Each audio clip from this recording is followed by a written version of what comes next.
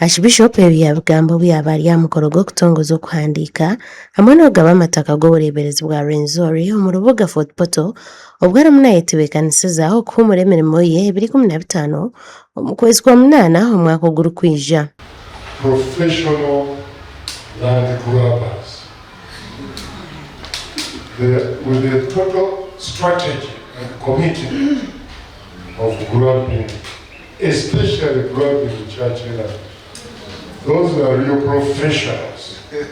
Akibishopu Kazimba nagira ngu Okwiba Amataka kizireho ab'amataka g'ebiine agabahirwe abantu omu burungi obwe gatiine bihandiiko. We have land which have been titles as a result of the spirit of generosity from the givers. But now we have land grabbers who are insiders. Obuyaba hatayayiri itendekero lya Bishop Balia College eriyatongoza nk'ishomero ry'emikono eriizooba yasiima ahabwe byakozirwe ah'itaka lyabo. Because, land is so sweet these days. Even some people who are aware that this land is not theirs, they can come and grab it. Some people are grabbing institutional land, and but it is the best way to grab curses into your clan.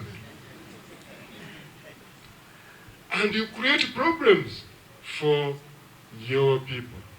Ah'itendekero eri yateekaho ibaare aha byombeko bibiri ekya library hamwe na eky'okushomeramu. Abakuru ah'itendekero eri bebembirwe Bishop w'obuleberezi bwa Rwenzori Diocese Right Reverend Ruben Kisembo bayerekaho enshonga eziri kuteganisa itendekero lya Bishop Balia.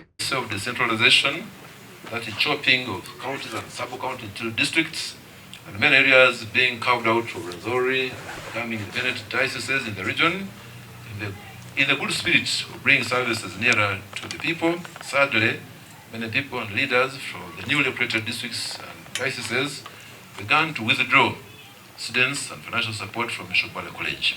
Kan Meya wa North Division Joseph Mashuko yasiima habw'entunguka ery'itendekero eryonjira abatuura na munonga omu by'obuhingi n'obuliisa. The School of Agriculture and Animal Husbandry Management Development, if you look at the division and the whole city, this area of course is endowed with great agriculture potential, and more than 80%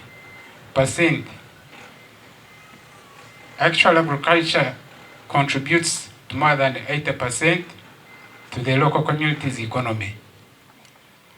Itendekero lya Bishop Balia College likatandika omwaka gwa 1996 kandi lyatandika ebyenyegesa y'eddiini omwaka 1962 kwisyana hati obagitiira ha mutindo gw'okwegyesa eby'emikono.